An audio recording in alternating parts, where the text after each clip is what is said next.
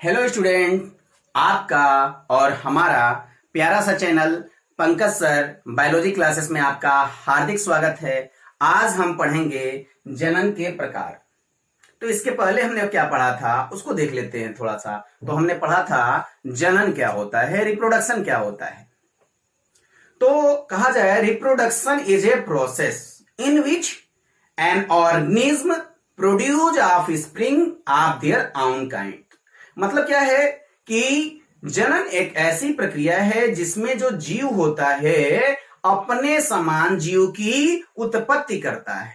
फिर हमने बताया होगा आपको कि जो लाइफ स्पान क्या होता है, जीवन काल क्या होता है। तो the time gap between birth to death is called lifespan. मतलब कि जन्म से लेकर के मृत्यु के बीच का जो कालखंड है उसी को क्या कहते हैं, उसको कहते हैं जीवन काल कहते हैं। और बहुत सारे जीवों का जो है लाइफ स्पान हम बताए होंगे।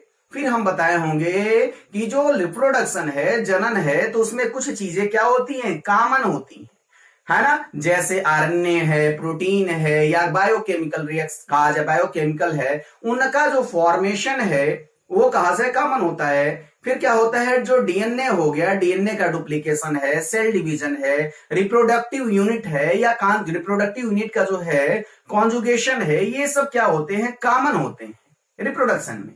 फिर हमने बताया होगा कि हम रिप्रोडक्शन क्यों करते हैं, रिप्रोडक्शन क्यों नेसेसरी है। तो इसके बारे में भी हमने बताया होगा कि हमारी जो स्पीसीज है उनका जो है इस अर्थ पे एग्जिस्टेंस बना रहे, या कहा जाए कि जो पॉपुलेशन का जो ग्रोथ है वो बना रहे, या कहा जाए कि जो पॉपुलेशन में ऑर्गेनाइजेशन है, मतलब जो विभिन्न वायु वर्ग के लोग हैं वो कहा जाए बने रहे। फिर हमने बताया होगा वेरिएशन बताया होगा। फिर हमने बताया होगा इस अर्थ पे जो ऑर्गेनिज्म है उनका एग्जिस्टेंस बना रहे। तो ये सब हमने कहा जाए इससे पहले लेक्चर में हम बात कर चुके हैं। आज हमको जो पढ़ना है वो है जनन के प्रकार, टाइप ऑफ रिप्रोडक्शन। तो रिप्रोडक्शन भी बताए होंगे कि जो जनन होता है वो दो प्रकार का होता है, ए सेक्सुअल रिप्रोडक्शन और सेक्सुअल रिप्रोडक्शन, या कहें अलैंगिक जनन और लैंगिक जनन। अलैंगिक जनन क्या होता है, तो वहां हमने बताया था कि ऐसा जनन जिसमें केवल व केवल एक पेरेंट जो होता है पार्टिसिपेट करता हो, और कहा जाए इसमें युग्मक का निर्माण नहीं होता हो, तब क्या कहेंगे उसको कहेंगे एसेक्सुअल रिप्रोडक्शन या अलैंगिक जनन। फिर हमने बात किया होगा सेक्सुअल रिप्रोडक्शन के बारे में। तो जो सेक्सुअल रिप्रोडक्शन है इसमें क्या होता है, तो ऐसा रिप्रोडक्शन जिसमें कहा जाए कि विपरीत लिंग के या कहे अपोजिट सेक्स के दो पेरेंट्स इन्वॉल्व होते हों, और जिसमें युग्मक का निर्माण होता हो, गैमीट का फॉर्मेशन होता है, उसे कहते हैं क्या, सेक्सुअल रिप्रोडक्शन। तो आज हमको डिटेल में जो पढ़ना है वो एसेक्सुअल रिप्रोडक्शन पढ़ना है। तो आइए जानते हैं कि जो एसेक्सुअल रिप्रोडक्शन है, तो एसेक्सुअल रिप्रोडक्शन का कैरेक्टरिस्टिक क्या है। तो कैरेक्टरिस्टिक जान लेते हैं कि कैरेक्टरिस्टिक है क्या, मतलब कि उसका जो लक्षण है वो क्या होता है। अगर कहा जाए एसेक्सुअल रिप्रोडक्शन होगा तो उसके लिए जरूरी क्या है, जरूरी ये है कि उसमें केवल व केवल एक पेरेंट्स हो। दूसरी बात क्या है, उसमें युग्मक का निर्माण न होता हो, मतलब गैमीट का फॉर्मेशन ना होता हो। तीसरी बात क्या है कि अगर गैमीट का फॉर्मेशन नहीं हो रहा है तो कहा जाए जो फर्टिलाइजेशन है वो फर्टिलाइजेशन भी नहीं होगा, तो फर्टिलाइजेशन भी नहीं होगा। फिर जो है जो इसमें जो ऑर्गेनिज्म बनता है, जीव बनता है, वो किस डिवीजन के थ्रू बनता है, तो इसमें जो होता है माइटोटिक डिवीजन होता है। माइटोटिक डिवीजन क्या होता है, तो डिवीजन हमने बताया था, सेल डिवीजन दो तरह का होता है। एक जो होता है कि समसूत्री विभाजन, दूसरा होता है अर्धसूत्री विभाजन, या कहते हैं कि माइटोसिस डिवीजन, और एक होता है मियोसिस डिवीजन। तो समसूत्री विभाजन क्या होता है कि ऐसा विभाजन जिसमें क्रोमोसोम की संख्या जो हो क्या हो, वो समान हो, तो उसे कहते हैं क्या, समसूत्री विभाजन। और जिसमें क्रोमोसोम की संख्या क्या हो जाती है, आधी हो जाती है, उसको कहते हैं अर्धसूत्री विभाजन। तो जो अलैंगिक जनन होता है, अलैंगिक जनन में जो होता है विभाजन कैसा होता है, समसूत्री विभाजन होता है। फिर जो होता है कि अलैंगिक जनन के लिए कोई स्पेसिफिक ऑर्गन नहीं होते हैं, कोई विशेष तरह का अंग नहीं होता है। और जो कहा जाए कि अलैंगिक जनन होता है, अलैंगिक जनन में क्या होता है, वो बहुत तीव्र गति से जनन होता है। मतलब कहा जाए, जैसे हम कहें कि अगर अलैंगिक जनन कराना है तो उसमें जो जीव का निर्माण होगा बहुत तेजी से होगा। लेकिन अगर कहा जाए कि अगर वही कहा जाए लैंगिक जनन होगा, अगर सेक्सुअल रिप्रोडक्शन होगा, तो उसमें जीव का निर्माण जो होगा उतना तीव्र गति से नहीं होगा। और जो अलैंगिक जनन होता है वो जनरली जो होता है कहां पाया जाता है, जो छोटे जीव हैं, जैसे कहा जाए कवक हो गया, शैवाल हो गया, तो ऐसे जीवों में जो होता है क्या होता है कि अलैंगिक जनन पाया जाता है। तो कहा जाए कि हमने क्या देखा, हमने देखा स्टिक ऑफ एसेक्सुअल रिप्रोडक्शन। फिर आप पढ़ेंगे हम टाइप ऑफ एसेक्सुअल रिप्रोडक्शन। मतलब क्या है, कहा जाए कि जो अलैंगिक जनन है, तो अलैंगिक जनन कितने प्रकार का होता है, तो अलैंगिक जनन जो होता है वो कई प्रकार का होता है। लेकिन हम सबको एक एक क्रम में देखेंगे। जैसे कहा जाए पहला है फिजन। फिजन मतलब क्या होता है, इसको हिंदी में कहते हैं विखंडन कहते हैं। क्या कहते हैं, विखंडन कहते हैं। अब जो विखंडन है,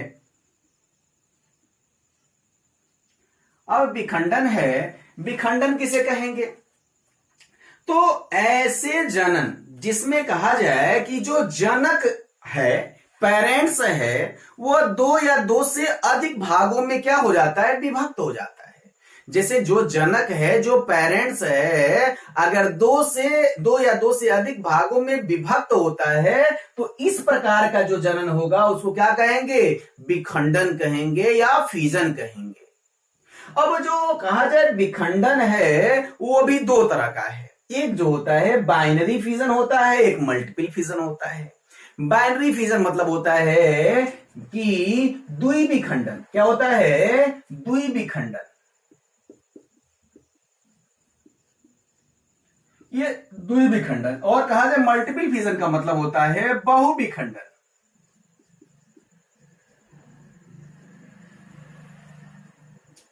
तो दो हो गया। बाइनरी फिजन क्या होता है, बाइनरी फिजन कहते हैं कि अगर कोई ऑर्गेनिज्म है, जीव है, अगर वो दो भागों में, दो इक्वल पार्ट है ना, पार्ट में डिवाइड हो जाता है, और प्रत्येक उसका जो पार्ट होता है, प्रत्येक भाग जो होता है एक ऑर्गेनिज्म की तरह कहा जाए बिहेव करता है, एक जीव की तरह बिहेव करता है, तब उसे क्या कहेंगे, तब उसको कहेंगे बाइनरी फिजन, या कहेंगे कि द्विविखंडन।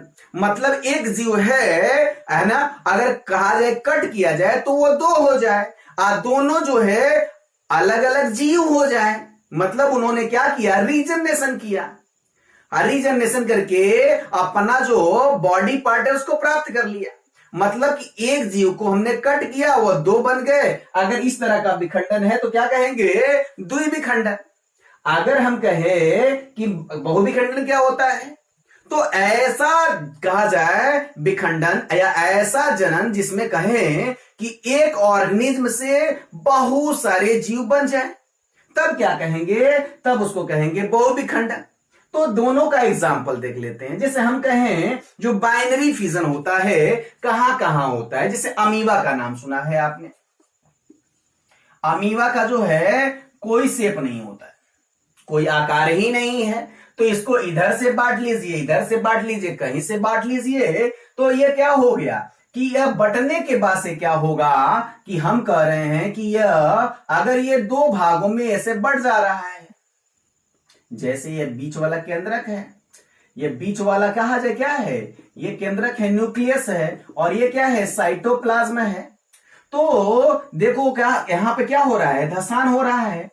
एक समय ऐसा आएगा कि ये दो जो है कहा जाए ऑर्गेनिज्म में क्या हो जाएगा, विभक्त हो जाएगा। मतलब एक अमीबा से दो डॉटर अमीबा बन गए, एक अमीबा से दो डाटर अमीबा बन गया, तो इसको कहते क्या है? इसको कहते हैं द्विविखंडन। 2 में बटा तो क्या कहेंगे? द्विविखंडन। लेकिन कहा जाए इसमें जो विभाजन है वो विभाजन की कोई डायरेक्शन नहीं है, कोई दिशा नहीं है, तो ये जो विभाजन है एक साधारण तरह का विभाजन है। फिर दूसरा आता है कि हम कहे कि अगर विभाजन ऐसे हो, लेंथ वाइज हो, है ना, तो ये जो डिवीजन हो गया तो उसको कहते हैं longitudinal binary fission. Longitudinal binary fission कहां होता है? लॉन्गिट्यूडिनल बाइनरी फिजन जो होता है वो यूग्लिना में होता है। किसमें होता है? यूग्लिना में। यूग्लिना का जो है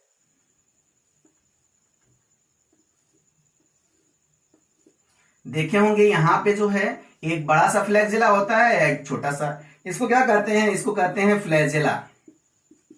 क्या कहते हैं? फ्लैजेला कहते हैं।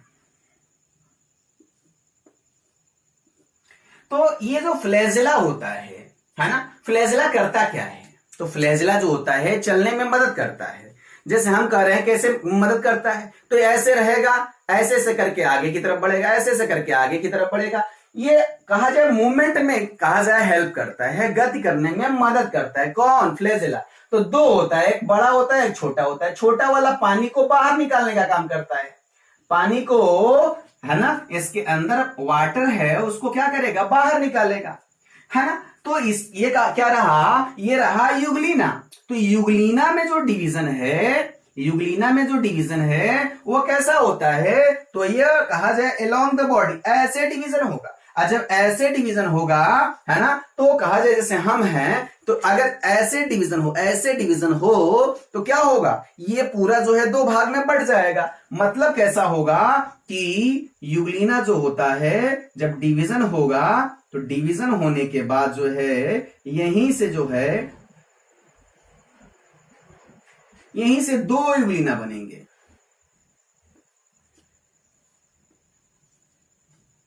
तो यहां क्या होगा कि एक बड़ा वाला एक छोटा वाला, इधर भी एक बड़ा वाला एक छोटा वाला, है ना, इधर भी, है ना। तो इस तरह जो है कि धीरे धीरे क्या होगा, ये 2 यूग्लिना बन जाएगा।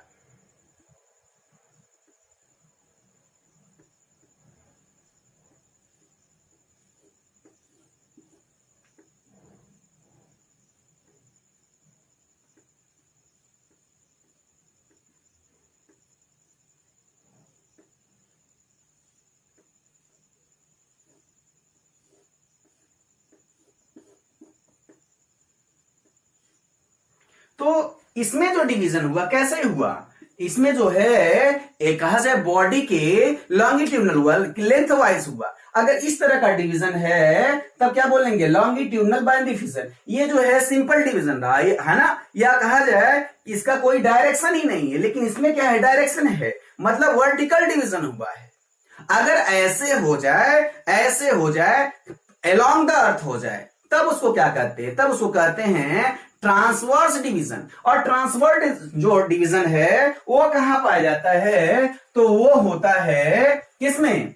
तो वो होगा कि जो पैरामीशियम है, पैरामीशियम जो होता है उसको कहते हैं स्लीपर एनिमलक्यूल। क्या कहते हैं? स्लीपर एनिमलक्यूल, मतलब चप्पल के आकार का जंतु। तो इसमें जो डिवीजन होगा ऐसे डिवीजन होगा तो क्या होगा? पहले जो है वो जो पैरामीशियम है तो इसमें कहा जाए इसका बॉडी अंदर की तरफ पहले धसेगा। अब धसने के बाद से सेंटर से जो है क्या होगा? कट होगा, और ये इसमें 2 ऑर्गेनिज्म बनेंगे। तो एक यह हो गया, एक यह हो गया। तो इस प्रकार का अगर डिवीजन हो रहा है, अगर ऐसे डिवीजन हो रहा है, तब क्या बोलेंगे? तब इसको बोलते हैं ट्रांसवर्स। क्या बोलेंगे? Transverse binary fission. Binary fission मतलब द्विविभाजन, बाइनरी फिजन। या इसको हिंदी में कहना हो तो इसको कहते हैं अनुप्रस्थ। क्या बोलेंगे? अनुप्रस्थ द्विविभाजन। और इसको क्या बोलेंगे, इसको कहेंगे जो लॉन्गिट्यूडनल है, तो इसको बोलेंगे अनुदैर्ध्य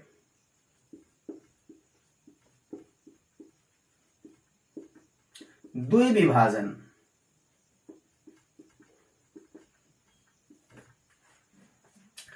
तो एक तो हो गया क्या, एक तो जो है कि जिसमें कोई जो है डायरेक्शन नहीं था, एक जो है कहा जाए अलोंग द बॉडी है या कहे लेंथवाइज द बॉडी है, और दूसरा अलोंग द अर्थ है। तो अगर ऐसे है वर्टिकल है तो क्या कहेंगे लॉन्गिट्यूडनल, अगर कहा जाए ट्रांसवर्स है, ऐसे है, अगर कहा जाए पृथ्वी के कहा जाए अलोंग है, अर्थ के अलोंग है, तब क्या कहेंगे, तब उसको कहेंगे ट्रांसवर्स बाइंड डिफिजन। तो ट्रांसवर्स पूछता है कि ट्रांसवर्स बाइंड डिफिजन किसमें पाया जाता है, तो याद रखिएगा किसमें, पैरामीशियम में। किसमें, पैरामीशियम में। अगर कहा जाए लॉन्गिट्यूडनल बाइंड डिफिजन कहां होता है, तो ये होता है कहां पे, तो ये होता है यूग्लिना में। कहां होता है, यूग्लिना में। फिर आता है कुछ ऐसे भी ऑर्गेनिज्म हैं, कुछ ऐसे भी जीव हैं जिसमें ऑब्लिकली डिवीजन होता है ना। तो कुछ कहा जाए कि अलग अलग तरह का डिवीजन है। तो हमने क्या देखा, ये देखा बाइंड डिफिजन देखा। बाइंड डिफिजन के बाद से कौन आता है, मल्टीपल फिजन। तो मल्टीपल फिजन को देख लेते हैं। तो देखिएगा जो मल्टीपल फिजन है, तो मल्टीपल फिजन में क्या होगा कि ऐसे जीव जिसमें कहा जाए कि एक से अधिक जो है अगर डिवीजन हो, कहा जाए कि डिवीजन होने के बाद से एक से अधिक जीव का निर्माण हो रहा है, ऑर्गेनिज्म का निर्माण हो रहा है, तब उसको क्या कहेंगे, तब उसको कहेंगे मल्टीपल फिजन। तो मल्टीपल फिजन का एग्जांपल जो होता है वो अगर ड्राइस्टिक कंडीशन है या कहें कि प्रतिकूल परिस्थितियां हैं तो अमीबा का एग्जांपल ले सकते हैं, नहीं तो कौन सा है, तो प्लाज्मोडियम है। तो ये दोनों को देख लेते हैं। देखिएगा अगर अमीबा है तो अमीबा जो होता है ना, जब कहा जाए कि जब कहा जाए तालाब उलाब सूख जाता है, जब तालाब सूख जाता है तो उस समय क्या कर लेता है, अपने चारों तरफ एक लेयर बना लेता है ना, एक कोटिंग बना लेता है। और वो जो कोटिंग होता है वो थर्ड लेयर का होता है, 3 लेयर का होता है। और ये 3 परत का जो लेयर है ना, अब इसको कहते क्या है, इसको कहते हैं सिस्ट बोलते हैं। सिस्ट मतलब कहा जाए एक तरह से पुट्टी का होता है, पुट्टी का निर्माण कर लेता है। और कहा जाए जब है ना फेवरेबल कंडीशन आता है तो फिर से जो होता है अपने चाइल्ड को रिलीज कर देता है। देखिए कैसे, तो इसमें कहा जाए न्यूक्लियस है और कुछ साइटोप्लाज्म है। तो न्यूक्लियस जो होता है क्या करेगा, ये न्यूक्लियस और साइटोप्लाज्म लेकर के थोड़ा थोड़ा साइटोप्लाज्म है वो लेकर के क्या बनाता है, तो वो बनाता है कहा जाए बहुत सारे छोटे छोटे ऑर्गेनिज्म बनाता है। और जब कहा जाए फेवरेबल कंडीशन आता है, जब पानी उनिया जाता है, तो ये कहा जाए जो पुट्टी होती है वो पानी को सोख लेती है। और सोखने के बाद से क्या हो जाता है, इसमें से कहा जाए कि ये ब्रस्ट हो जाता है। ब्रस्ट होने के बाद से जो होते हैं जितने भी ऑर्गेनिज्म हैं, मतलब कि जो छोटे छोटी अमीबी हैं, वो बाहर आ जाते हैं। कहाँ जाते हैं, बाहर आ जाते हैं। तो इस प्रकार जो है अमीबा में क्या होता है, मल्टीपल फिजन होता है। क्या होता है, मल्टीपल फिजन होता है। फिर बात आता है कि कौन, कि जो प्लाज्मोडियम है, कौन है, प्लाज्मोडियम है। तो प्लाज्मोडियम में क्या होता है, प्लाज्मोडियम में भी क्या होता है कि देखिएगा कि प्लाज्मोडियम जो होता है जब किसी को मलेरिया हो जाता है, जब किसी को मलेरिया हो जाता है तो होता क्या है कि मच्छर जब काटता है तो वो काटने के बाद से जो होता है कि जो कहा जाए कि प्लाज्मोडियम है, वो प्लाज्मोडियम हमारे ब्लड से होते हुए कहाँ जाता है, लीवर में जाता है। लीवर सेल में जाने के बाद से क्या करता है, लीवर सेल को डैमेज करता है। वो मतलब सबसे पहले वो इंटर करेगा, इंटर करने के बाद से क्या करेगा, एक अगर कहा जाए प्लाज्मोडियम इंटर करता है तो उसमें जो है बहुत सारे प्लाज्मोडियम क्या होते हैं, उसमें से निकलते हैं। तो देखिएगा एक लीवर सेल अगर हम ले लेते हैं, एक लीवर का मान लीजिए सेल है, तो इसमें एक प्लाज्मोडियम जो है क्या किया, अटैक किया। अटैक करने के बाद से इसमें जाने के बाद से वो कहा जाए कि सॉइजेंट स्टेज बनाता है। और उसके बाद से जो होता है बहुत सारे इसमें कहा जाए क्या बन जाते हैं कि प्लाज्मोडियम बन जाते हैं। और ये कहा जाए जब पूरा भर जाता है सेल, तो कहा जाए ये सेल जो होता है ब्रस्ट हो जाता है। और जब ब्रस्ट होता है तो उसमें से बहुत सारे कहा जाए क्या निकलते हैं, वो कहा जाए कि प्लाज्मोडियम निकलते हैं। तो देखिएगा कि प्लाज्मोडियम जो था एक इंटर किया था और एक इंटर करने के बाद से बहुत सारे लगभग 1000 तक जो है क्या हो सकते हैं कि प्लाज्मोडियम बाहर निकलते हैं। तो ये क्या हो गया, मल्टीपल फ्यूजन हो गया। तो पहला क्या रहा मल्टीपल फ्यूजन का एग्जांपल, तो अमीबा रहा, दूसरा प्लाज्मोडियम रहा।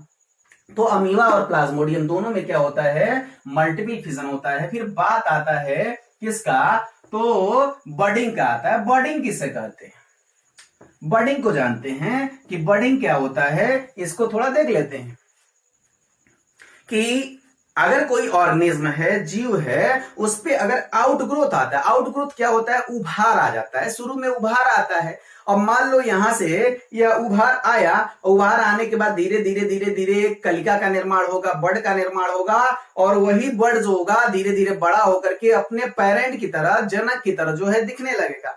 और वो क्या होगा कि वो अपने कहा जाए पेरेंट से अलग होकर के फिर से वो स्वतंत्र रूप से कहा जाए ताकि वो गति करने लगेगा। तो इस तरह का अगर कहा जाए कि अगर जनन है तो इसको क्या बोलेंगे, इसको बोलते हैं बडिंग बोलते हैं, या इसको कहते हैं क्या कि मुकुलन कहते हैं। हिंदी में क्या कहते हैं इसको कहते हैं मुकुलन। मतलब कि शुरू में जो मुकुल आया, बड आया, वो बड जो है बड़ा हुआ। तो शुरू में कहां से खाना ले रहा था, वो अपने मम्मी पापा से ले रहा था, जिसपे था उसी से ले रहा था। फिर धीरे धीरे वो क्या हो गया कि अलग हो गया, अलग होकर के क्या करता है कि न्यू जीव कहा जाए ऑर्गेनिज्म का फॉर्मेशन कर देता है, नए जीव का निर्माण कर देता है। इसको क्या कहते हैं, इसको मुकुलन कहते हैं। अब मुकुलन भी जो होता है 3 तरह का होता है। एक आता है टोरुलेशन, दूसरा आता है एक्सटर्नल बडिंग होता है, तीसरा होता है इंटरनल बडिंग। टोरुलेशन क्या होता है इसको जानते हैं। टोरुलेशन में देखिएगा क्या होता है कि जो ऑर्गेनिज्म है, जीव है, वो क्या करेगा, तो जनरली जो होता है आउटग्रोथ होगा या बड होगा तो एक ही बड बनता है। अगर एक से अधिक बड बनने लगते हैं तो वो अवस्था कहलाता है टोरुला।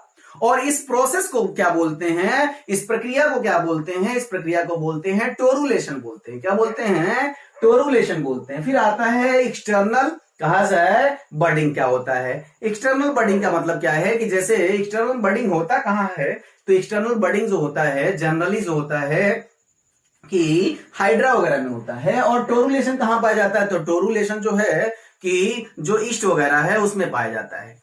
तो जो एक्सटर्नल बडिंग होता है, एक्सटर्नल बडिंग में क्या होगा कि यहाँ पे बड आउटग्रोथ निकलेगा, साइड में क्या निकलता है, आउटग्रोथ निकलता है, वही बड बनेगा। और वही बड जो होता है क्या होगा कि अपने पेरेंट से क्या हो जाएगा, अलग हो जाएगा। चूंकि हाइड्रा जो है वाटर में रहता है, तो उसका जो बड होगा है ना, उसका जो बड होगा, बड जो है तो जब बड़ा होगा अपने कहा जाए पेरेंट के जैसा होगा, फिर क्या होगा वो उससे अलग होकर के वाटर में चला जाएगा। तो ये जो कहा जाए स्टेज हो गया, क्या हो गया, एक्सटर्नल जो है बडिंग कहलाता है। ये जो कहा जाए कि बडिंग क्या है, एक्सटर्नल बडिंग है। फिर आता है इंटरनल बडिंग। कुछ ऐसे ऑर्गेनिज्म हैं जिसके बॉडी के अंदर जो होते हैं कुछ ऐसी संरचना बन जाती है, ऐसे स्ट्रक्चर बन जाते हैं जो क्या करते हैं, अपने समान जो है ऑर्गेनिज्म को प्रोड्यूस करने के लिए कैपेबल होते हैं।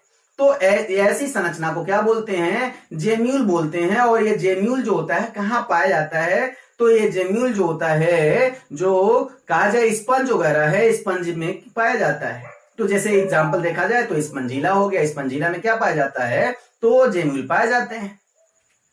तो ऐसा अगर रिप्रोडक्शन है तो क्या कहेंगे, ऐसा अगर अलैंगिक जनन है तो क्या कहेंगे, इंटरनल जो है बडिंग कहेंगे, या कहते हैं आंतरिक मुकुलन कहते हैं।